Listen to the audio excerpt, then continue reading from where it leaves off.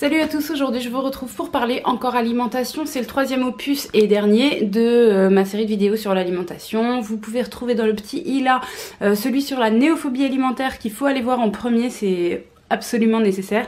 Et puis l'autre sur les légumes, c'est que si vous vous sentez concerné par le fait que votre enfant ne mange pas de légumes. Aujourd'hui on parle plus spécifiquement des enfants qui mangent pas trop ou pas de viande. Alors déjà le premier truc, c'est que comme d'habitude on a souvent tendance à attendre de nos enfants quelque chose qui n'est pas en lien avec leurs besoins. Donc petit rappel, en théorie l'enfant ne doit manger que l'équivalent de sa paume de main. Donc vous regardez la paume de la main de votre enfant et vous mettez ça en viande cuite, voilà, au niveau quantité, genre la taille du steak par exemple, et vous avez la quantité maximum qu'il doit manger par jour, sachant que c'est vraiment maximum. Il y a la plupart des enfants de moins de 5 ans qui peuvent manger, on va dire, une trentaine de grammes de protéines et très bien se porter.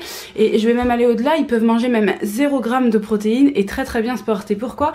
Parce que vous savez qu'il y a des adultes dans notre société qui sont végétariens, et si vous en discutez avec votre médecin, vous verrez que le médecin ne posera pas tellement de problèmes sur un régime végétarien. Végétarien, ça veut dire, quand je dis viande, moi c'est viande et poisson.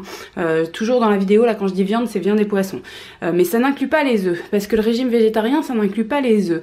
Et du coup, si votre enfant exclut de son alimentation viande et poisson, mais consomme quand même des œufs, alors pas forcément sous la forme d'œufs, mais je veux dire inclus dans un gâteau, la plupart des enfants vont aimer le gâteau au chocolat par exemple, et donc ça leur fera une dose de protéines qui va arriver, de protéines cuites, qui va arriver dans leur organisme et qui va leur faire les apports nécessaires. Donc à partir du moment où votre enfant est végétarien, il n'y a pas vraiment à s'inquiéter. C'est si on passe à des régimes végétaliens ou végans que les médecins là vont demander à ce qu'on soit vraiment bien suivi, parce qu'il faut à ce moment-là compenser le manque d'apport par autre chose. Or on sait que les protéines animales aident mieux pour le bon développement physique que les protéines végétales, mais c'est pas complètement impossible.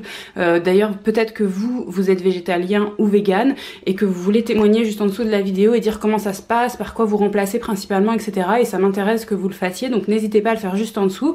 En tout cas voilà, pour les parents qui n'ont pas de mode de vie spécifique et qui s'inquiètent juste de se dire mais mince, ils mangent vraiment jamais sa viande, et voilà, ne vous en faites pas. D'un point de vue des besoins du corps, déjà, sachez qu'au niveau quantité, on est toujours au-dessus, quasiment, toujours au-dessus.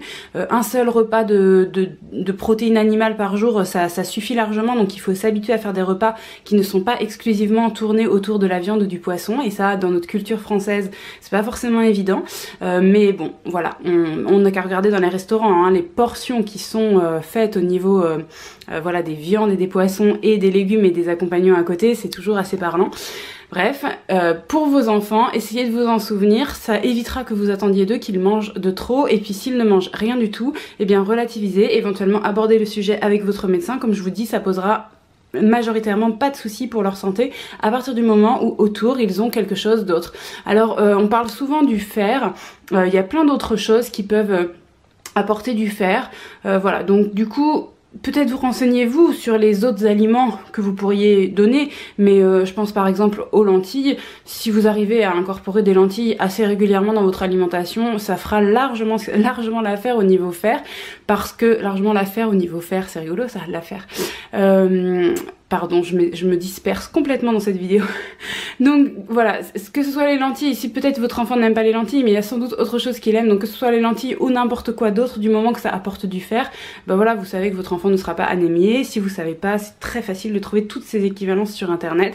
Dans cette vidéo, comme d'habitude, je voulais vous rassurer, parce qu'on est souvent inquiet quand on voit l'enfant face à son assiette qui refuse, et pourtant en général il faut vraiment leur faire confiance. Et puis je voulais quand même aborder un dernier point, avant-dernier point, c'est le fait que en grandissant, il est possible aussi que votre enfant commence à faire le lien entre l'animal qui est dans son assiette et l'animal qu'il voit en vrai, et qu'il commence à avoir cette sensibilité de se dire que effectivement il n'a pas envie de manger un animal qui a été tué, et voilà, que ça lui parle pas comme ça de manger du lapin alors qu'il vient de tomber en amour avec des petits lapins dans un clapier, ou que voilà, il est perturbé par ce sang de la viande rouge, des choses comme ça un petit peu plus psychiques. Donc j'irai vers, en s'approchant, en ayant dépassé au moins 3 ans, en s'approchant plutôt des 4 ans, À partir de ce moment-là, ça peut commencer, mais il n'y aura pas forcément cette prise de conscience chez tous les enfants. C'est une possibilité, il faut l'envisager, parce que ça peut expliquer, pour que vous compreniez mieux votre enfant, ça peut expliquer qu'il ne veuille pas manger.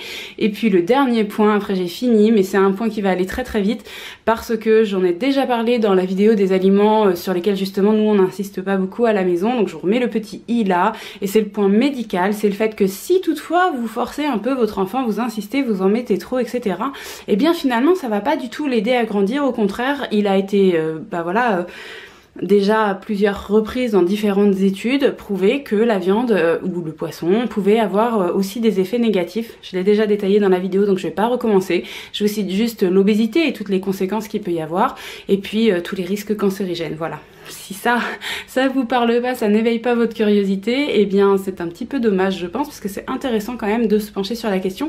Il y a même des chefs cuisiniers qui décident de réduire leurs portions, et ça je trouve que c'est très bien, puisque comme je vous disais tout à l'heure, dans les restaurants on n'a pas souvent le bon exemple. Voilà, je m'arrête là pour aujourd'hui, j'espère que ça vous parle. Comme d'habitude, j'attends vos réactions juste en dessous en commentaire, et puis moi je vous retrouve très très vite dans une prochaine vidéo.